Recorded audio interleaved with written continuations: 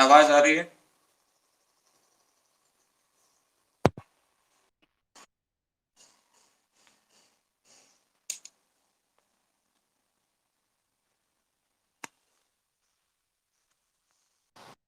अब जा रही है?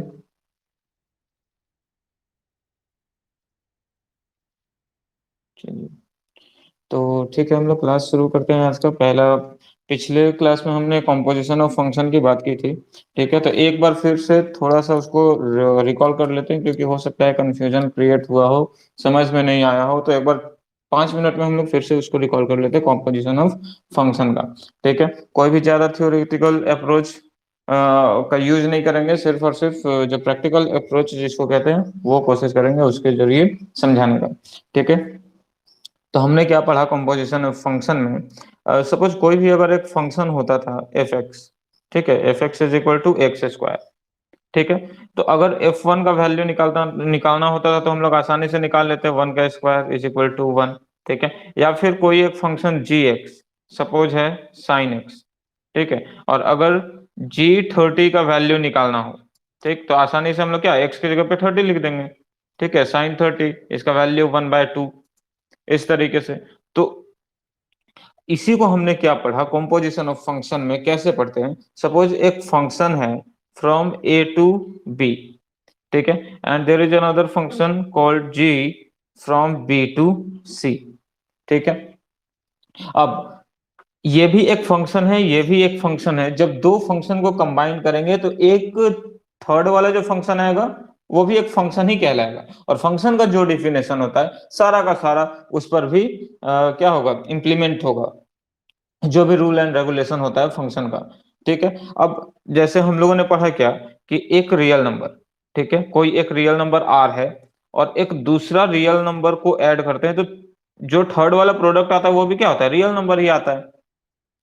ठीक है, तो उसी तरीके से एक फंक्शन एफ और दूसरा फंक्शन जी है, जब इसको हम लोग कंबाइन करेंगे आपस में तो एक अ, और फंक्शन आएगा। ठीक है, और उसी फंक्शन को रिप्रेजेंट करने का दो तरीका होता है।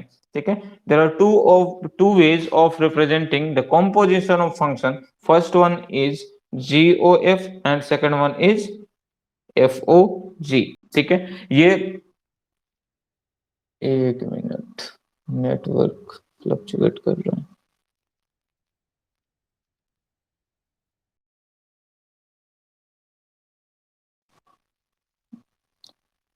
वीडियो ऑडियो सही है?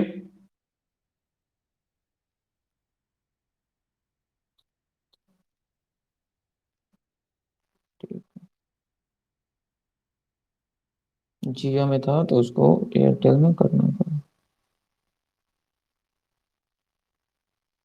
ठीक है, अब देखिए, जरूरी नहीं कि सिर्फ जी ओ एफ और f o g, gof for fog नहीं होता। आप जैसे मन तैसे इस फंक्शन को, कंपोजिशन ऑफ फंक्शन को रिप्रेजेंट कर सकते हैं। सपोज यहाँ पर फंक्शन एफ एफ यूज हुआ ए टू बी, अगर यहाँ पर ऐसे रहता ना, function x such that A to B, ठीक है, और एक दूसरा फंक्शन होता है Y such that B to C, तब जब इसको कंबाइन करते हैं हम लोग तो इसके लिए क्या लिखते हैं, एक्स ओ वाई, ठीक है, या और वाई ओ एक्स। ठीक है, एंड इसी के depending upon the nature of the function हम लोग डिसाइड करते हैं क्या, कि ये गोफ एग्जिस्ट करेगा नहीं करेगा या नहीं, या फिर फॉग एग्जिस्ट करेगा या फिर नहीं। ठीक है, इसी को हमने क्या देखा था, according to the definition of composition of function g o f of x, इसको हम लोग कैसे निकालते हैं, जी ऑफ एफ एक्स। ठीक है, अब इसका दो तरीका, सपोज लिखने का दो तरीका या फिर समझने का दो तरीका, समझिए। मान लेते हैं एक फंक्शन है g x is equal to suppose sine x ही रख लेते हैं। ठीक है, और एक फंक्शन है f x is equal to x square. ठीक है, अब जरा देखिए, अगर हम लोग जी ओ एफ की बात करें, जी ओ एफ ऑफ एक्स, ठीक है, तो ये तो हो गया ना जी ऑफ एफ एक्स। क्लियर, अब जरा देखिए कि यहां पर हम लोग एफ एक्स का वैल्यू लिख देते हैं। ठीक है, अब इसको ऐसे भी तो नजर आ सकता है ना, कि ये एफ एक्स को अगर एक्स कंसिडर करें तो यहां पर एक्स, ठीक है, पूरा जी एक्स अगर ये एफ एक्स को एक्स कंसिडर कर रहे हैं ठीक है। तो यहाँ पर जी एक्स वाला फंक्शन ये है, यानी के एक्स के जगह पे कंप्लीट क्या होगा, एफ एक्स होगा। तो इसको हम लोग ऐसे लिख सकते हैं क्या, डायरेक्ट ऐसे, जी एक्स इज इक्वल टू क्या है, साइन है, तो यहाँ पर साइन ऑफ एक्स के जगह पे क्या एफ एक्स कर ले, इस तरीके से। अब यहाँ पर इसी को हम लोग क्या कर रहे हैं, साइन एफ एक्स का वैल्यू क्या है, एक्स स्क्वायर, तो यहाँ पर हो गया एक्स स्क्वायर। इसी को हमने पहले क्या कहा कि अगर ऐसे नजर आएगा जी ऑफ एफ एक्स, ठीक है, तो इसको जी और एफ एक्स का वैल्यू हम लोग क्या लिख रहे हैं, एक्स स्क्वायर, तो ये हो गया एक्स स्क्वायर। क्लियर। अब देखिए, ये फिर एक्स के जगह पे क्या है, एक्स स्क्वायर है, जी एक्स क्या है, साइन एक्स, ठीक है, तो एक्स के जगह पे क्या होना चाहिए, एक्स स्क्वायर, तो यही तो हुआ साइन एक्स स्क्वायर। ठीक है, तो दोनों देखने का नजरिया एक ही है, उस वैल्यू सेम आता है, बस जिसको जैसे समझ में आता है वैसे इसको क्या करना है, कैच करना है। ठीक। तो जी ओ एफ और f o g, gof for fog, दोनों क्या है, कॉम्पोजिशन ऑफ फंक्शन रिप्रेजेंट करने का तरीका है। ठीक है। डिफरेंस इज दैट कि जी ओ एफ, ठीक है, अगर फंक्शन है एफ ए टू बी है, ठीक है, और फंक्शन जी बी टू सी है, तो ये जो जी ओ एफ निकलता है, ये फंक्शन क्या निकलता है, ए टू सी निकलता है। ठीक है। अगर हम लोग फोक की बात करेंगे, फोक ऑफ एक्स, ठीक, तो वो क्या निकलेगा, फंक्शन निकलेगा, वो किधर निकलेगा, सी टू ए निकलेगा। ठीक है, यानी कि गोफ में डोमेन वाला पार्ट ए होगा और में होगा सी में, while in the case of fog domain होगा वो किस में हो जाएगा, सी का, सी होगा और फिर रेंज हो जाएगा वो ए हो जाएगा। क्लियर। वीडियो फ्लक्चुएट कर रहा है क्या, लैगिंग हो रहा है कुछ।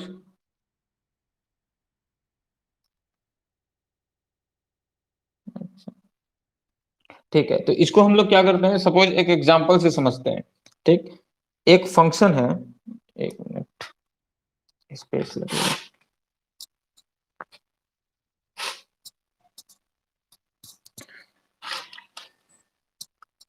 हम्म मान लेते हैं एक फंक्शन है f x is equal to x square, ठीक है, और एक function g x is equal to है एक्स स्क्वायर प्लस टू। ठीक है, सपोज रियल टू रियल है, ठीक है, ए बी की बात नहीं करते हैं, दोनों फंक्शन क्या है, रियल टू रियल है। ठीक है, अ, ये भी रियल टू रियल लिख ही लीजिए, अच्छे, ए टू बी, और ये जी है, वो क्या है, बी टू सी है। तीन सेट कंसिडर करते हैं हम लोग, ए बी और सी। ठीक है, ए में एलिमेंट, सपोज ए में डोमेन हम लोग रख रहे हैं वैल्यू 1 2 3 4। ठीक है, ए टू बी क्या है, फंक्शन एफ है, और बी टू सी क्या है, फंक्शन जी है। क्लियर। अब देखिए, f x, x belongs to A के लिए, ठीक है, एफ एक्स का वैल्यू क्या है, एक्स स्क्वायर, यानी कि 1 का स्क्वायर 1, 2 का स्क्वायर 4, 3 का स्क्वायर 9, 4 का स्क्वायर 16। ठीक है, यानी कि ये 1 इससे एसोसिएटेड है, 2 का इमेज 4 है, 3 का इमेज 9 है, और 4 का इमेज 16 है। क्लियर। अब जब हम लोग जी एक्स की बात करेंगे, फंक्शन जी एक्स का क्या है, एक्स स्क्वायर प्लस टू है। क्लियर। इस केस में ये जी एक्स का डोमेन ये वाला हिस्सा होगा, ठीक है, क्योंकि फंक्शन क्या है, बी टू सी है, और बी वाला जो भी एलिमेंट होगा वो क्या होगा, डोमेन होगा फंक्शन जी का, और सी क्या होगा, रेंज होगा, और रेंज किससे डिसाइड होगा, जी एक्स से डिसाइड होगा। ठीक है, तो यहां पर देखिए, ये एक्स स्क्वायर प्लस क्या है, टू है, तो 1 का स्क्वायर प्लस टू कितना, 3 हो रहा है, 4 का स्क्वायर प्लस टू कितना हो गया, 16 प्लस टू 18, 9 का अब यहाँ पर 9 अगर रखेंगे तो 9 का square plus to 81 plus two कितना हुआ, 83। अब 16 का स्क्वायर प्लस टू, 16 का स्क्वायर कितना होता है, 256 प्लस टू 258। ठीक। अब देखिए, ये इससे कनेक्टेड है, ये एक इससे कनेक्टेड है, ये इससे कनेक्टेड है, ये इससे कनेक्टेड है, एसोसिएटेड है। ठीक, तो इस केस में कॉम्पोजिशन ऑफ फंक्शन कैसे रिप्रेजेंट करेंगे? एक तो हम लोग जीओ एफ से करेंगे, ठीक है, यानी कि ये फंक्शन ऐसे एसोसिएटेड हो जाएगा ए और ए टू सी, इसी को क्या बोला जाता है? जीओ एफ फंक्शन, फंक्शन गोफ फ्रॉम ए टू सी। ठीक है, बात समझिएगा जरा कि ये जो जी ओ एफ है, ठीक है, यानी कि ए का डोमेन अब क्या बन जा रहा है? सी में उसका सी में रेंज दोनों सेटिस्फाइड होना चाहिए। ठीक है, यानी कि डायरेक्टली ये वन किससे कनेक्टेड होना चाहिए? 3 से। 2 किससे कनेक्टेड हो जाए? 18 से। 3 किससे? 83 से। और 4 किससे? 258 से। ठीक, तो ये जी ओ एफ कैसे आएगा? अब देखिए जरा सा, जी ओ एफ ऑफ एक्स, इसी को हम लोग डिफाइन करते हैं ना ऐसे, जी ऑफ एफ एक्स। क्लियर? अब देखिए, जी ऑफ एफ, एफ एक्स का वैल्यू क्या है हम लोगों के पास? एक्स स्क्वायर है, तो ये हो गया एक्स स्क्वायर। अब जी एक्स क्या है हम लोग का? ये है, जी एक्स का वैल्यू क्या है? एक्स स्क्वायर प्लस 2, यानी कि जब एक्स के जगह पे एक्स स्क्वायर रखना है। ठीक है, तो यहां पर हम लोग डायरेक्टली क्या निकालेंगे? एक्स स्क्वायर का स्क्वायर प्लस 2 हुआ। ओवरऑल ये जो वैल्यू आ रहा है कितना आ रहा है? X raise to the power 4 plus 2। ठीक है, यानी कि ये जी गोफ फंक्शन डिफाइंड हुआ किस वैल्यू से? इस वैल्यू से, x raise to the power 4 plus 2 से। अब जरा चेक कर लेते हैं इसको। हमारे पास सेट ए है और एक सेट सी है। गोफ का मतलब ये हुआ g o f from A to C. A में कौन कौन सा एलिमेंट है? 1 2 3 4। ठीक है, सी में कौन कौन सा है? 3 18 83 258। ठीक है, अब चेक करिए, गोफ का वैल्यू क्या है? X to the power 4 plus 2, यानी कि ये डोमेन वाला हिस्सा, ए का डोमेन रेंज बनेगा सी का सेट से। ठीक है, नॉन एम्प्टी सेट सी का। तो ये बताइए कि अगर एक कोई भी एक अगर डोमेन लेंगे ना, यहां से कोई भी एक डोमेन लेंगे, इसमें पुट करेंगे तो एक रेंज मिलेगा। ठीक, फॉर एग्जाम्पल 1 पुट करते हैं हम लोग। ठीक है, तो 1 का पावर 4 प्लस 2 3 मिल रहा है। 2 का पावर 4, ठीक है, 2 अगर पुट करें एक्स, 2 का पावर 4 16 प्लस 2 18 मिल रहा है। 3 का पावर 4 कितना होता है? 3 का पावर 4 9 इंटू 9 81 प्लस 2 3। ठीक है, 4 का पावर 4 16 इंटू 16 प्लस 2 मिल रहा है ना ये इमेज। ठीक है, यानी कि यहां पर गोफ एग्जिस्ट किया। ठीक है, गोफ एग्जिस्ट किया। तो यहां तक तो किसी का कोई कंफ्यूजन नहीं होना चाहिए अब, या फिर कोई कंफ्यूज है तो बताइए, फिर से इसको किसी दूसरे तरीके से कर सकते हैं हम लोग, ट्राई करेंगे। श्वेता समझ में आ रहा है? प्रियांशु आपका बताइए, समझ में आ रहा है? Very good. तो अब यहां पर हम लोग बात करते हैं क्या, अच्छा इसी को हम लोगों ने कहा क्या कि गोफ कब एग्जिस्ट करेगा? जब range of the function f क्या हो जाएगा? Subset of the domain of g. ठीक है, यानी कि जो भी रेंज होगा ना फंक्शन एफ का, वो क्या होगा? फंक्शन जी का डोमेन का एक सबसेट होगा, यानी कि रेंज इस डोमेन में एग्जिस्ट करेगा। ठीक है, अब यहां पर चेक करते हैं हम लोग फॉग। हमने कहा क्या कि कॉम्पोजिशन ऑफ फंक्शन को हम लोग दो तरीके से रिप्रेजेंट करते हैं, एक गोफ, दूसरा फॉग। अगर हम लोग फॉग की बात करें, ठीक है, क्या चल रहा है? फॉग चल रहा है, ठीक है, वही वाला फॉग। चलेगा कि नहीं चलेगा यहां पर सोचिए, तो ये क्या होगा? F of g x. ठीक है, डिफाइंड होना चाहिए, फंक्शन एग्जिस्ट करेगा। ठीक है, गोफ क्या है? फॉग क्या है? फंक्शन है, वैल्यू आएगा। लेकिन इस केस में ये एग्जिस्ट करेगा कि नहीं, ये पर्टिकुलर के लिए कौन सा डोमेन कौन सा रेंज पता चलेगा कि नहीं, ये देखने का तरीका, तो इसको निकाल लेते हैं एक वैल्यू। जी एक्स का वैल्यू क्या है हमारे पास? X square plus 2। ठीक है, ये है एफ के साथ। अब फिर देखिए, एफ एक्स क्या था हमारे पास? X square. ठीक है, यानी कि अब ये x है कंप्लीट, तो इसको हम लोग कह सकते हैं एक्स स्क्वायर प्लस टू का होल स्क्वायर। क्लियर।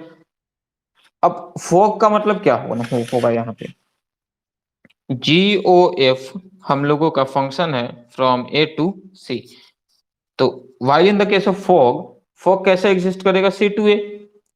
क्लियर, यानी कि सी में से अगर कुछ डोमेन हम लोग रखेंगे तो ए का ही एलिमेंट रेंज में आना चाहिए।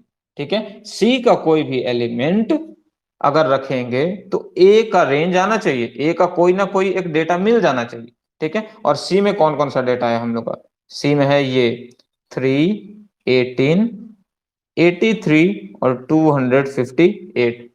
क्लियर। अगर ए की बात करें, ये सी है, ये ए में हमारा एलिमेंट है 1, 2, 3, 4। ठीक है, तो ये जो हम लोग का फॉग का वैल्यू निकला है वो क्या सेटिस्फाइड होना चाहिए। ठीक है, यही है फॉग फ्रॉम सी टू ए। अब मान लेते हैं कोई एक डोमेन, यहां से 3 वैल्यू लेते हैं, 3 अगर यहां पर पुट कर लेंगे तो क्या लगता है कोई इमेज मिलेगा इधर। देखिए यहाँ पर 3 का स्क्वायर प्लस 2 होल स्क्वायर। ठीक है, ये हो गया 9 प्लस 2 11 का स्क्वायर कितना 121। क्या ए में कोई इमेज है इसका, कोई भी इमेज नहीं है।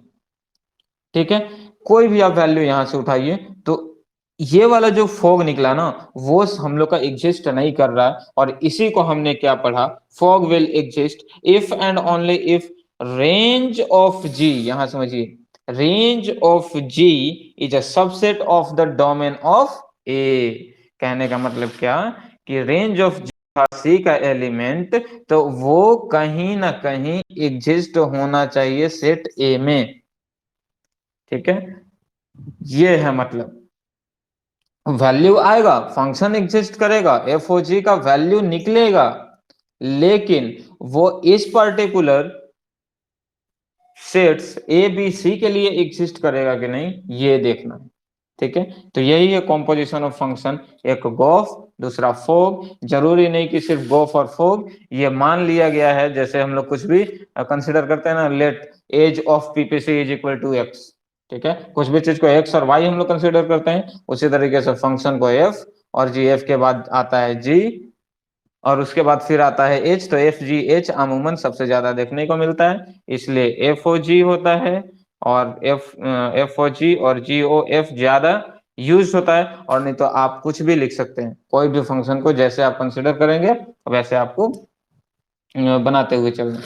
ठीक है, तो ये था कॉम्पोजिशन ऑफ फंक्शन। मतलब सिंपली हम लोग अगर एक्सरसाइज जब करेंगे ना तो बहुत आसान लगेगा। इसमें फंक्शन थोड़ा सा बोरिंग चैप्टर लगता है क्योंकि यहाँ पर कॉन्सेप्ट ज्यादा होता है, और यही चीज आपको फिर अगर हायर मैथमेटिक्स में पढ़ने के लिए जाएंगे तो ये सब चीज अगर ध्यान में नहीं रहता है ना, तो फिर वहां पर एक होता है, क्या कहते हैं उसको, एक चैप्टर होता है ग्रुप सब ग्रुप वाला, ग्रुप थ्योरी, तो वो नहीं समझ में आता है क्योंकि ये सब चीज भूल जाते हैं हम लोग। आइडेंटिटी फंक्शन क्या होता है ये भी भूल चुके होते हैं। तो नेक्स्ट टॉपिक है हम लोगों का इन्वर्टिबल फंक्शन। ठीक है,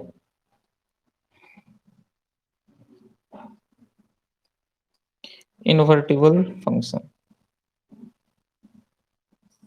ठीक है, तो जैसा नाम है वैसा काम है इसका। ठीक है, कहने का मतलब क्या हुआ, मान लेते हैं इसको पहले समझ लेते हैं कि इन्वर्टिबल फंक्शन का मतलब क्या हुआ। ठीक है, मान लेते हैं कोई एक सेट ए है और एक सेट बी है। ठीक है, ए में एलिमेंट 1, 2, 3, 4 हुआ, और सपोज बी में है एलिमेंट एक्स, वाई, जेड और टी। ठीक, फंक्शन एफ है from A to b. Clear, A is associated with the X, 2 has the image Y, 3 connected with Z and 4 maps T। ठीक है, तो ये मैपिंग हुआ। अब देखिए, अगर हम लोग फंक्शन की बात करें तो फंक्शन कैसे लिखेंगे, ऐसे लिखेंगे 1 X ऑर्डर पेयर के फॉर्म में, 2 Y, 3 Z एंड 4 T। ठीक है, नो डाउट। अब जैसे ही इन्वर्टिबल फंक्शन की बात होगी, ठीक है, तो ये उल्टा हो जाता है, जैसा नाम है वैसा ही काम होता है। एफ इनवर्स जैसे हम लोगों ने लिखा, तो ये क्या होगा, ऑर्डर पेयर चेंज हो जाएगा, इसका इन्वर्ट हो जाएगा, ठीक है, उल्टा हो जाएगा। उल्टा मतलब रेसिप्रोकल नहीं, ठीक है। ये हो जाएगा क्या, x1, this will be y2, and it is z3, और ये क्या होगा, t4। क्लियर, मतलब ओवरऑल अगर हम लोग function from A to b है, ठीक है, तो एफ इनवर्स क्या होगा, फंक्शन बी टू ए, ठीक है। मतलब क्या, अगर फंक्शन ए टू बी है, ठीक है, तो एफ इनवर्स जो होगा वो फंक्शन होगा फ्रॉम बी टू ए, ठीक। समझने के लिए अगर हम लोग एफ इनवर्स एक्स निकालें, एफ इनवर्स एक्स, ठीक है, तो एक्स का इन्वर्ट क्या होगा, 1 होगा। एरो मार्क इधर है तो इसका उल्टा इधर हो जाएगा, ठीक है, बी टू ए होगा, तो ये हो गया 1। अगर एफ इनवर्स वाई की बात करें तो ये क्या हो जाएगा, 2। एफ इनवर्स 3 की बात करेंगे तो ये 3 नहीं, यहाँ जेड है ना, ठीक है, जेड है तो जेड का इन्वर्ट 3, ठीक है। एफ इनवर्स टी की बात करें तो क्या होगा प्रियांशु,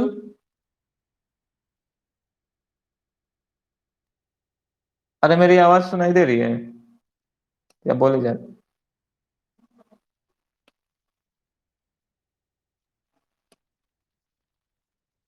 पता नहीं, सुनाई नहीं दे रहा हमको। अगर टी की बात करेंगे तो ये क्या होगा, 4, ठीक है। तो ये है क्या, इनवर्स ऑफ इन्वर्टिबल फंक्शन का मीनिंग, ठीक है। अब इसका हम लोग टोटल एक बार क्या करते हैं, अच्छे से इसका डेफिनेशन को समझने का कोशिश करते हैं कि क्या है मीनिंग, यही है इन्वर्टिबल फंक्शन का, ठीक है। कैसे कैसे हम लोग डिसाइड करते हैं कौन सा इन्वर्टिबल फंक्शन है, क्या नहीं है, क्या प्रॉपर्टीज है, तो उसको समझने के लिए पहले हम लोगों को क्या करना पड़ेगा, इसका जो डिफिनेशन है प्रॉपर वो समझना पड़ेगा, ठीक है। तो हालांकि बुक में जो आपका डिफाइन किया है इन्वर्टिबल फंक्शन को, वो बहुत ही सिंपल वे में डिफाइंड है। हालांकि उसमें कुछ ना कुछ टेक्निकल वर्ड्स का भी जरूरत होता है, तो थोड़ा सा दूसरे तरीके से डिफाइन करते हैं,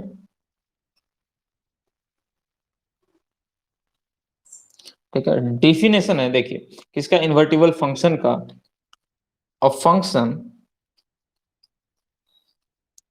f from a to b is 1 1 and on to function, then f, then function g from b to a, which maps each element, y belongs to b to unique element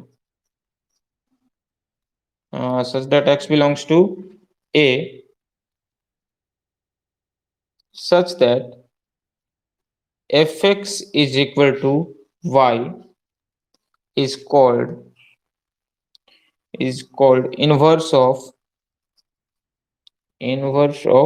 f, ठीक है। मतलब क्या, mathematically या symbolically इसको represent करें तो f x is equal to y है, ठीक है। तो एक फंक्शन g इस तरीके से एग्जिस्ट करेगा कि जी वाई इज इक्वल टू क्या हो जाएगा, x हो जाएगा, ठीक है। तो इस फंक्शन g को हम लोग क्या कहेंगे, inverse of the function f, ठीक है। अब यहाँ पर समझिए डिफिनेशन में क्या कह रहा है कि कोई भी function from A to b is 1 1 and onto function होगा, ठीक है। then invert then function g from b to a which maps each element of y belongs to b, यानी कि y कोई एलिमेंट अगर b में होगा तो वो एक यूनिक एलिमेंट से क्या होगा, एसोसिएटेड होगा, यानी कि मैप होगा, ठीक है। Unique preimage has unique image as well as unique image has distinct preimages, ठीक है, यही इसका मतलब हुआ। तो वैसा फंक्शन को क्या, वो फंक्शन को क्या कहेंगे, function g from b to a, उस फंक्शन को हम लोग क्या कहेंगे, inverse of the function f। Clear? अब जरा समझिएगा कि कोई भी फंक्शन अगर वन वन और ऑन टू होगा तभी वो फंक्शन का क्या कर सकते हैं हम लोग, इनवर्स निकाल सकते हैं। ठीक है, वन वन और ऑन टू होगा तभी फंक्शन का इनवर्स हम लोग निकाल सकते हैं। क्यों, थोड़ा सा समझिएगा कि मान लेते हैं एक सेट ए है, ठीक है, और एक सेट बी है। क्लियर? मान लेते हैं फंक्शन इस तरीके से है, एफ 1 2 3 4, और इधर एक element suppose x y z और टी ही कंसीडर करते हैं। Clear?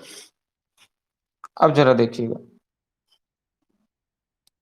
Inverse of a function का मतलब क्या होता है, वो भी एक फंक्शन ही होना चाहिए। क्लियर? तो यहां पर अगर सारा प्री इमेज का एक ही इमेज है, ठीक है, तो यहां पर तो हम लोग इनवर्स ऑफ द फंक्शन निकाल सकते हैं ना, किसी भी एलिमेंट का इनवर्स ऑफ द फंक्शन निकाल सकते हैं हम लोग। लेकिन अगर, क्योंकि इनवर्स ऑफ द फंक्शन मतलब वो भी एक फंक्शन होगा और सारा रूल एंड रेगुलेशन उस पर भी लागू होगा। ठीक, लेकिन अगर इसको हम लोग ऐसे लिखें, वन वन ना हो करके अगर ऐसे होगा, ए है बी है, ये है वन, मान लेते हैं ये 1 2 3 है, ठीक है, यहाँ पर एक्स वाई जेड है, ये इससे कनेक्टेड है, ये इससे कनेक्टेड है, ठीक है, और ये इससे कनेक्टेड हुआ, ये फंक्शन एफ है। ठीक है, फ्रॉम ए टू बी। अब जैसे ही हम लोग इनवर्स ऑफ द फंक्शन की बात करेंगे तो वो क्या होगा, वो फंक्शन होगा बी टू ए। ठीक है, अब बी टू ए जब होगा तो ये बताइए कि ये ऐसे नजर आएगा फिर हम लोगों को, ये सेट बी हुआ और ये ए, तो बी का एलिमेंट क्या क्या है, एक्स वाई जेड। ठीक है, कैच कर रहे होंगे कि कौन सा यहाँ पर टेक्निकली हम लोग क्या सोचना चाह रहे हैं। अब जरा देखिए, ये जब बी टू ए हुआ तो बी एक्स किसके साथ था, वन के साथ, ठीक है, फिर एक्स किसके साथ, टू के साथ, ठीक है, वाई किसके साथ, थ्री के साथ। अब जरा ये बताइए कि अगर एफ इनवर्स एक फंक्शन होगा तो कोई भी फंक्शन का दो दो इमेज होता है क्या, दो दो इमेज कभी भी मिलेगा, नहीं मिलेगा। ठीक है, और वैसे भी ये भी सोच सकते हैं कि कोई भी अगर इनवर्स ऑफ द फंक्शन, अगर फंक्शन इन्वर्टिबल है, एक फंक्शन है, तो डोमेन खाली नहीं जाता। ठीक है, कुछ ना कुछ उसका इमेज बनता ही बनता है। क्लियर? तो इस केस में यहां पर हम लोग देख रहे हैं क्या, इस केस में ये जो फंक्शन है वो क्या है, वन वन है या मैनी वन है, क्या है राजकिशोर, ये फंक्शन क्या है, किस टाइप का फंक्शन है? राजकिशोर मेरा आवाज जा रहा है? हाँ बताइए क्या है ये, कौन सा फंक्शन है? अच्छा, पहले का नहीं पड़ेगा। अच्छा प्रियांशु आप बताइए ये कौन सा फंक्शन है? मैनी वन है, और भी कुछ है क्या उसमें?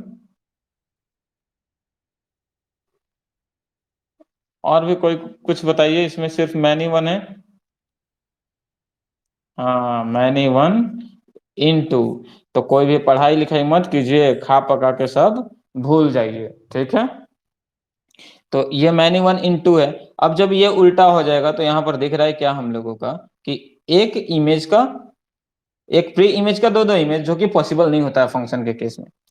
ठीक है, इसलिए जो फंक्शन होगा अगर सिर्फ और सिर्फ वन वन ऑन टू होगा तभी फंक्शन इन्वर्टिबल होगा, otherwise function will not be invertible.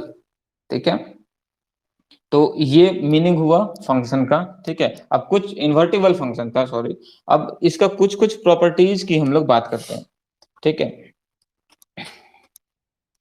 और वो प्रॉपर्टीज क्या है, मतलब उसके बाद हम लोग देखेंगे कि कैसा कैसा क्वेश्चन होता है फंक्शन में। ठीक, देखिए, दिखाई दे रहा है सबको अच्छे से, लिखने में टाइम लगेगा इसलिए पहले से लिख कर रखें। दिखाई दे रहा है अच्छे से? देखिए, इसको आप some important facts of inverse of a function कह सकते हैं। पहला पॉइंट क्या है, inverse of a function is unique, sorry, inverse of a function is bijection is unique होता है। ठीक है, कहने का मतलब क्या कि कोई भी फंक्शन, ठीक है, अगर ए बी है, क्लियर, इसमें कुछ एलिमेंट है, ठीक है, इसमें भी कुछ यूनिक एलिमेंट है, ठीक है, तो बाइजेक्शन मतलब क्या होता है कि function will be one one and onto. It means that the function which is injective and surjective both is known as bijective. ठीक है, तो इनवर्स ऑफ अ फंक्शन भी क्या होगा, अगर कोई फंक्शन वन वन है, ऑन टू है, ठीक है, तो इसका इनवर्स ऑफ अ फंक्शन होगा ना, वो भी बाइजेक्टिव ही होगा। ठीक है, बी टू ए भी करे तो ये क्या होगा, सिंपली ऐसे नजर हो जाएगा। ठीक है, एरो मार्क किधर हो जाएगा, तो वो भी बाइजेक्टिव होगा। ठीक है, तो एमसीक्यू में ये सब या फिर कहीं कहीं पर छोटा छोटा सॉल्व करेंगे तो वहां पर यूज होता है ये सब। ठीक है, सेकंड पॉइंट क्या है, देखिए ये हो गया। सेकंड वाला क्या है, inverse of a bijection is also bijection. ठीक है, यानी कि कोई भी इन्वर्टिबल फंक्शन होगा तो उसका क्या होगा, बाइजेक्टिव है तो वो भी बाइजेक्टिव होगा। सिमिलरली उसी तरीके से कि दो रियल नंबर का को ऐड करेंगे तो रियल नंबर ही होगा। ठीक है, थर्ड वाला पॉइंट है, if a function f from A to b and g be a function b to c are two bijection. ठीक है, बाइजेक्शन मतलब फिर वही इंजेक्टिव होगा, सर्जेक्टिव होगा, वन वन होगा, ऑन टू होगा। ठीक, देन गॉफ, ये चीज तो हम लोग पढ़ चुके हैं कि अगर कोई फंक्शन ए टू बी है एंड जी एक फंक्शन है बी टू सी, तो अगर हम लोग गोफ की बात करेंगे ना, ठीक है, गोफ की बात करेंगे तो ये क्या होगा, ए टू सी होगा। ठीक है, ए टू सी होगा। एंड इस केस में अगर हम लोग गोफ का इनवर्स निकालेंगे तो ये क्या होगा, एफ इनवर्स ओ जे इनवर्स होगा। इसको आप एग्जांपल के थ्रू आप समझ सकते हैं। ठीक है, ये प्रॉपर्टी है बहुत इंपॉर्टेंट, इसको याद रखना है। क्लियर। थर्ड पॉइंट क्या है, fourth point, if function f from A to b and g be a function from B to a be two function such that g o f, इसको याद रखना है। ठीक है, आगे हम लोग इसको तुरंत यूज करेंगे अभी।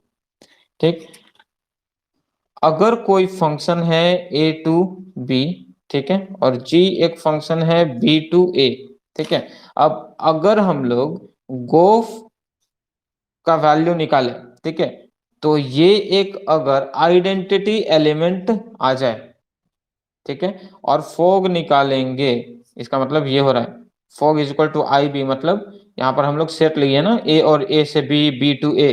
ठीक है, ए में क्या अगर एक्स एलिमेंट होगा तो इसको आई एक्स से भी डिनोट कर सकते हैं। अगर बी वाले एलिमेंट को हम लोग वाई कंसिडर कर रहे हैं तो यहाँ पर वाई एक एलिमेंट आएगा, आई वाई से उसको हम लोग डिनोट करते हैं। तो फोग का वैल्यू अगर आई वाई आ गया, यानी कि आइडेंटिटी एलिमेंट। अब आइडेंटिटी एलिमेंट, मधु, मेरी आवाज सुन रहे हैं आप? Good morning. बताइए आइडेंटिटी एलिमेंट क्या होता है?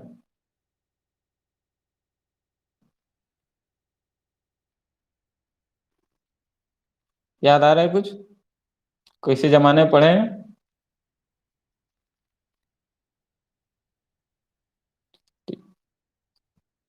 लेकिन भूल गए हैं, क्योंकि भूलने की आदत है जो सबको।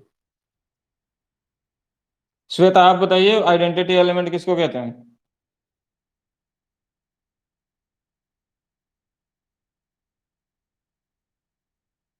सुन रहे हैं या सो गई?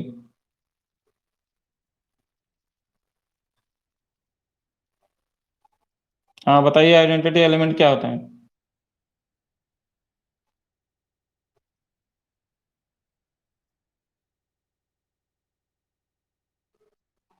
क्या स्पेसिफिक?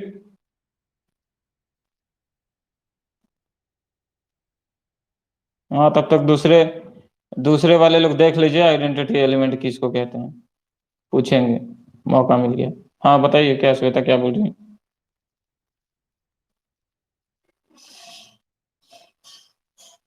प्रियांशु आप बताइए किसको कहते हैं आइडेंटिटी एलिमेंट?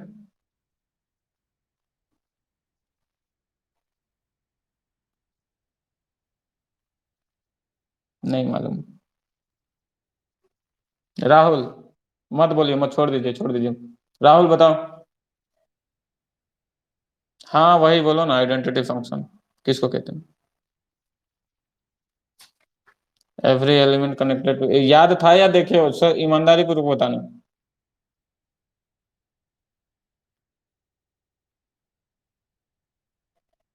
अच्छा, मेरे मेरे ही से गलती हो गया, कोई बात नहीं। ठीक है, तो आइडेंटिटी फंक्शन का मतलब क्या है कि एवरी एलिमेंट जो होता है वो खुद से रिलेटेड होगा।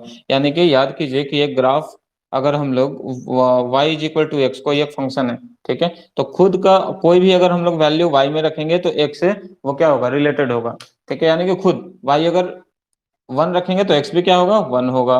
y अगर 2 हुआ तो x भी क्या होगा, 2 हुआ। ठीक है, और आइडेंटिटी एलिमेंट का मतलब कोई एक आइडेंटिटी होनी चाहिए, पहचान होती है, ठीक है, वो भी बता सकते थे। ठीक है, तो खुद एलिमेंट खुद से रिलेटेड होगा, तो वैसे फंक्शन को हम लोग क्या कहते हैं, आइडेंटिटी फंक्शन कहते हैं। ठीक है, तो कहने का मतलब क्या, अगर हम लोग गोफ का वैल्यू निकालेंगे, एक आइडेंटिटी एलिमेंट आ गया, ठीक है, ध्यान रखिएगा इस चीज का, यहाँ पर एक्स क्यों यूज किए, क्योंकि यहाँ पर एफ, ठीक है, अगर गोफ है, ठीक है, फंक्शन ए टू बी है एफ, ठीक है, तो डोमेन किसका यूज होगा, ए का यूज होगा। अगर ए में एक्स एलिमेंट है, ठीक है, तो यहां पर गोफ का वैल्यू आई एक्स, यानी कि एक्स आ जाएगा, या फिर सिंपली एक्स आ गया। उसी तरीके से फॉग में, ठीक है, जी, अब बताइए कि जी का डोमेन किस में होगा, बी में। अगर एक्स बिलोंग्स टू ए है और वाई बिलोंग्स टू बी है, ठीक है, तो यहां पर जी का डोमेन में क्या होगा, वाई होगा। फोव का वैल्यू अगर वाई आई वाई आ गया, यानी कि सिंपली वाई आ गया, ठीक है, तो वैसा केस, वैसे फंक्शन में, उस केस में जो फंक्शन होगा वो इन्वर्टिबल फंक्शन होगा, और ये जो फंक्शन जी होगा वो होगा F inverse, inverse of the function F is equal to जी का वैल्यू होगा। इस मेथड को हम लोग आगे यूज करेंगे। ठीक है, तो ये था हम लोगों का फैक्ट्स नंबर 4। नेक्स्ट है क्या, if g x is equal to f inverse x. ठीक है, समझिएगा, एक ही चीज को बार बार अलग तरीके से लिखा हुआ है। अगर जी एक्स फंक्शन जी है, अगर एफ इनवर्स एक्स है, मतलब क्या, जी इनवर्स एक्स अगर करेंगे तो वो क्या आएगा, एफ एक्स आएगा। ठीक है, यही समझिए इसको ऐसे, ये ए बी है, ठीक है, यहाँ पर कुछ एलिमेंट कुछ एलिमेंट कुछ एलिमेंट कुछ एलिमेंट कुछ एलिमेंट कुछ एलिमेंट। ठीक है, जी एक्स की बात करेंगे हम लोग, क्लियर, मान लेते हैं फंक्शन, यहाँ पर ये जी एक्स है, ठीक है, जी एक फंक्शन है फ्रॉम ए टू बी। तो अगर g x is equal to f inverse x है, ठीक, तो जी इनवर्स अगर एक्स निकालेंगे हम लोग तो वो क्या आएगा, एफ एक्स आएगा, एक वैल्यू, एफ और जी अगर दूसरा फंक्शन है तो। क्लियर, लिखिए क्या कि अगर ये इससे रिलेटेड है तो इसका इनवर्स क्या होगा, ये होगा। ठीक है, अगर ये इससे रिलेटेड है, ठीक है, ये इससे रिलेटेड है तो इसका इनवर्स क्या होगा, ये होगा। ठीक है, उसी को लिख रहे हैं कि अगर g x is equal to inverse of the function f है, तो जी किसका इनवर्स होगा, फंक्शन एक्स का। ठीक है, तो ये था ये पॉइंट। एक पॉइंट ये वाला थोड़ा सा अटपटा लगेगा, if p q lies on y is equal to f x. ठीक है, पी क्यू क्या है, एक ऑर्डर्ड पेयर है, ठीक है, और एक फंक्शन है y is equal to f x. Clear, then q p lies on the f inverse x. इसको समझिएगा थोड़ा सा कि क्या है इसका meaning। थोड़ा सा ग्राफिकली इसको कोशिश करते हैं समझाने का, शायद समझ जाए।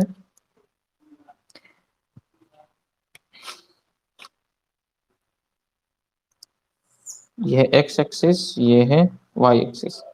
ठीक है, मान लेते हैं कोई एक फंक्शन है, ठीक है, इस तरीके का ग्राफ बन रहा है। ठीक है, हम लोग को ग्राफ मिला इस तरीके का।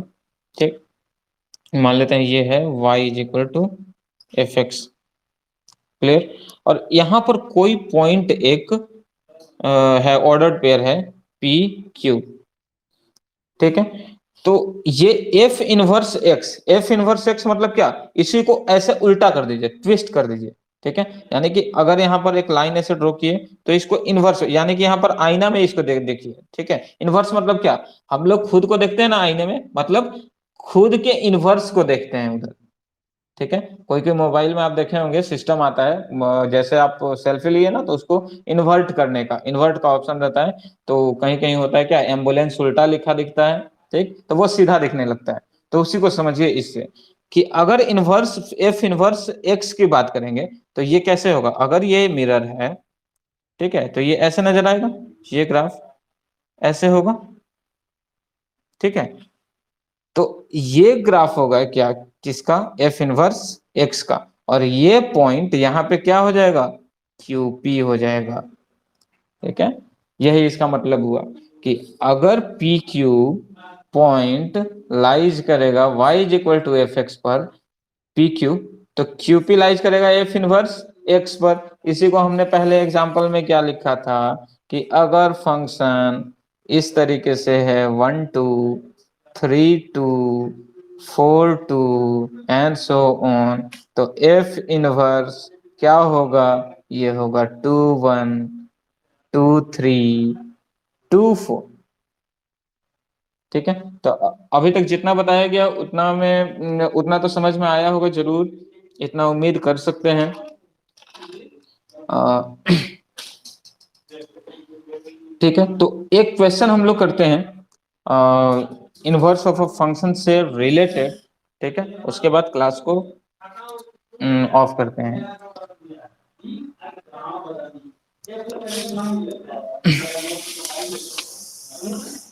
क्वेश्चन क्वेश्चन क्वेश्चन, एक क्वेश्चन करते हैं, बाकी एक क्वेश्चन आप लोग के लिए एज ए होमवर्क। क्वेश्चन है वो कि prove that the function f from R to R, real to real है, defined as fx is equal to 2x minus 3 is invertible,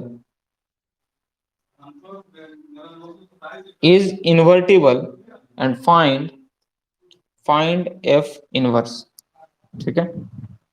तो क्वेश्चन क्या कह रहा है कि एक फंक्शन है ये, वो इन्वर्टिबल है, ठीक है, और इन्वर्टिबल है, then find the f inverse. Clear. तो इन्वर्टिबल का क्या केस होता है, कि function should be bijective, as well as function should be 1 1 and on 2, ठीक है, इंजेक्टिव सर्जेक्टिव दोनों होना चाहिए, ठीक है। तो तरीका वही याद आ रहा है, तो हम लोग क्या करते हैं, एक्स और वाई को आर्बिट्ररी एलिमेंट कंसिडर करते हैं, तो वही तरीका, let x y be the arbitrary element of r, यानी कि x y belongs to r, ठीक है। सेकंड स्टेप हम लोग क्या करते थे, f x is equal to f y, ये चेक करते थे, ठीक है। एफ एक्स का वैल्यू क्या है, 2x-3 है, ठीक है। एफ वाई की वैल्यू जब निकालेंगे, देन एक्स हो जाएगा वो वाई, ये हो जाएगा 2y-3, 3 और 3 कैंसिल, 2 कैंसिल, क्या आया, x is equal to y. और जब ऐसा रिजल्ट आता है तो हम लोग क्या कहते हैं, एफ इज 1 1 या इनटू, क्या कहते हैं, 1 1, ठीक है। 1 1 तो आ गया, लेकिन क्या होना चाहिए, ऑन टू भी आना चाहिए, ठीक है। तो ऑन टू के लिए मान लेते हैं एफ एक्स है जो हम लोगों के पास, वो क्या है, 2x-3 है, ठीक है। और फंक्शन है, वो फंक्शन है क्या, R to R, यानी कि इधर भी रियल इधर भी रियल, ठीक है। अब एफ एक्स समझ लीजिए कि जब हम लोग एफ एक्स निकाल देते हैं, मतलब वो वाई एक्सिस पे होता है, तो इसको कंसिडर कर लेते हैं, let y is equal to 2x-3, ठीक है। अब यहां से x का वैल्यू निकालिए, यानी कि x in terms of y, value of x in terms of y करेंगे तो ये क्या होगा, ऐसे होगा, y+3/2, ठीक है। अब थोड़ा सा बात समझिएगा, ये है x, क्लियर, और ये है y, ठीक है ना। रियल नंबर यहाँ जो भी होगा, ठीक है, रियल नंबर जो भी होगा, अब देखिए अगर y का वैल्यू यहाँ पर कुछ भी, कोई भी एक रियल नंबर रखे, कोई भी एक रियल नंबर रखे y से इस वाले में, तो x भी आएगा, वो क्या है, रियल नंबर आएगा। सपोज ये रियल नंबर यहाँ वाला हम लोग उठाकर यहाँ पर रख ले, तो ये इससे कनेक्टेड हो जाएगा, एक रियल नंबर आएगा, ठीक है। जरूरी नहीं कि ये इससे, कोई भी रियल टू रियल किसी से भी हम लोग कनेक्टेड कर सकते हैं, ठीक। यानी कि यहां पर किसी भी y रियल के लिए, ठीक है, x एक वैलिड रियल नंबर मिलेगा, ठीक है। यानी कि हम लोग कह सकते हैं कि ये x is equal to y plus 3/2 है, ठीक है। ये क्या है, ये पूरा का पूरा जो फंक्शन है R2R, उसको बता रहा है क्या, कि ऑन टू फंक्शन है, ठीक है, क्योंकि ये बिलोंग्स टू R है। बात समझ में आ रहा है? क्यों एवरी रियल नंबर का बात कर रहे हैं, क्योंकि डिनोमिनेटर में कुछ भी ऐसा नहीं हो रहा है कि अगर कोई वैल्यू रख दे 0 तो वो इनवैलिड हो जाएगा। अगर सपोज थोड़ा सा इसमें चेंज कर रहे हैं, समझने की कोशिश कीजिएगा कि क्या कहना चाह रहे हैं। अगर x इज इक्वल टू, ठीक है, यहां पर सपोज नीचे z-2 रहता, ऐसा रहता ना, तो हम लोग यहाँ पर ये कह देते कि ये जो y का वैल्यू है ना यहाँ पे, या फिर एक कंडीशन ऐसे लिखा हुआ रहता, z रियल-2, ऐसे लिखा हुआ है। ऐसे ही क्वेश्चन में ये कंडीशन आता है, ठीक है, कि अगर, और यहाँ पर z बिलोंग्स टू r कर देते हैं, कि z भी बिलोंग कर रहा है किससे, r से, ठीक है। तो उस केस में ये x डिफाइन नहीं होता, तो उसके लिए ये प्रॉपर कंडीशन गिवन रहता है, ठीक है। लेकिन यहाँ पर ऐसा कुछ भी कंडीशन नहीं है, इसलिए किसी भी रियल नंबर को उठाएंगे तो x एक रियल ही आएगा, ठीक है। देयरफॉर एफ इज क्या है, ऑन टू। इसी को हम लोग लैंग्वेज में बना के लिख देते हैं, ठीक है। क्या लिखेंगे, लिखते हैं क्या, for all y belongs to r there exist x belongs to R such that fx is equal to y, ठीक है। यानी कि अगर y belongs to R है तो एक ऐसा एलिमेंट होगा x जो कि R होगा, कि fx में x रखेंगे तो वो y आएगा जो कि रियल होगा, ठीक है। तो हम लोग क्या कह रहे हैं यहाँ पर कि f इज ऑन टू। अब जब ऑन टू है तो वो इन्वर्टिबल है। अब f इनवर्स की बात करेंगे ना हम लोग, f इनवर्स ध्यान रखेंगे, तो f इनवर्स भी निकालना है हम लोगों को, ठीक है। तो ये जो हम लोग x निकाले हैं ना, x is equal to y plus 3, यही है इसका इन्वर्टिबल फंक्शन, ठीक है। इसको हम लोग f इनवर्स y कह लें, क्योंकि ये y के टर्म्स में है, तो f inverse y is equal to क्या है, y प्लस 3/2, यही f इनवर्स है। लेकिन यहाँ पर f इनवर्स को देखिए, ये भी सही है, लेकिन अगर x के टर्म्स में पूछा, ठीक है, तो इसको आप ऐसे कर दीजिए, x के टर्म में लिख दीजिए f इनवर्स x, क्या हो जाएगा, y की जगह पे x हो जाएगा, ये हो जाएगा x प्लस 3/2, ठीक है। या फिर आप इसको ऐसे भी लिख दीजिए ना, कोई फर्क नहीं पड़ता, f इनवर्स सपोज z है, ठीक है, क्योंकि वो भी फंक्शन को ही हम लोग क्या इनवर्स में निकाल रहे हैं। अब यहाँ पर कर दीजिए z प्लस 3/2, ठीक, बस टीचर को समझ में आ जाएगा, ठीक है, डिसाइड कर देगा ये, क्योंकि यहाँ पर आप कोई भी डोमेन लिख सकते हैं, कोई भी वेरिएबल यूज कर सकते हैं, मतलब वही होता है, ठीक है। जैसे हम लोग 10 को लिख देते हैं ना, 10 को लिख देते हैं साइन बाय कोस, ठीक है, दोनों वैल्यू सेम है, ठीक, उसी तरीके से।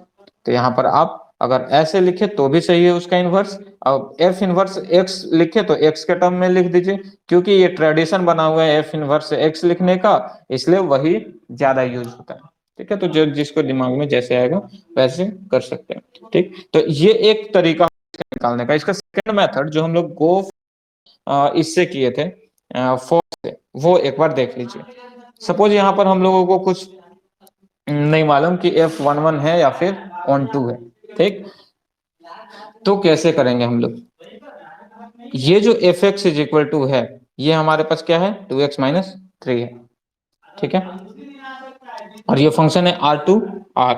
तो मान लेते हैं कि ये जो हम लोग यहाँ पर y is equal to 2x-3 की है, ठीक है। तो x का वैल्यू निकालेंगे, x का वैल्यू निकालेंगे तो क्या निकला था हम लोगों का, ये हो जाएगा इन टर्म्स ऑफ y निकालने के लिए y प्लस 3/2, ठीक है। इसी को हमने क्या कंसीडर किया, gy,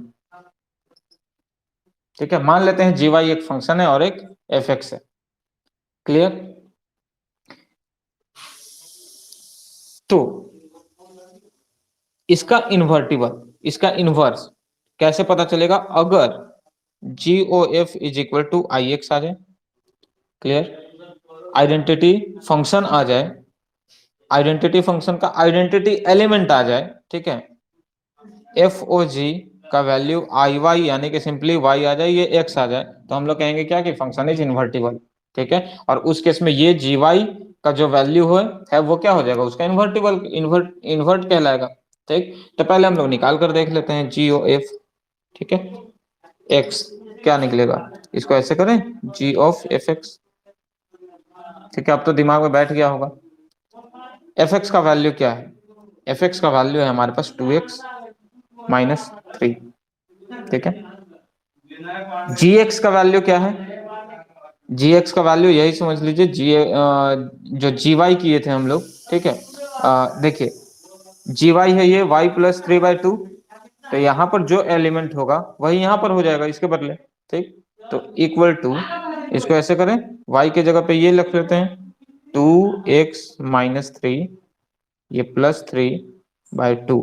ठीक है, 3 कैंसिल, 2x/2 कटा, x आया ना, यानी कि ये आई एक्स आ गया आइडेंटिटी फंक्शन का आइडेंटिटी एलिमेंट। ठीक है, अगर हम लोग एफ और जी अब ये निकालते हैं, ठीक है, फोग ऑफ एक्स, क्लियर, तो देखिए जरा ये क्या होगा, f of g x, clear, f of g x का वैल्यू क्या है हमारे पास, जी एक्स का वैल्यू यानी कि जी वाई। ठीक है, ये है हमारे पास क्या, y+3/2। अब एफ एक्स क्या है, ये वाला, तो x के जगह पे क्या होगा, y+3/2 रखना है, तो 2 × x के जगह पे y+3/2, ये आया, और ये क्या है -1 3, ये देखिए कैंसिल हुआ, 3 कैंसिल होगा, क्या आ रहा है, y आ रहा है, यानी कि आई वाई आ गया। ठीक है, तो ये जो कंसिडर किए हम लोगों ने क्या, since g o f of x is equal to x and f of fog of x is equal to, ये y का लिए ये क्या आया, y आया।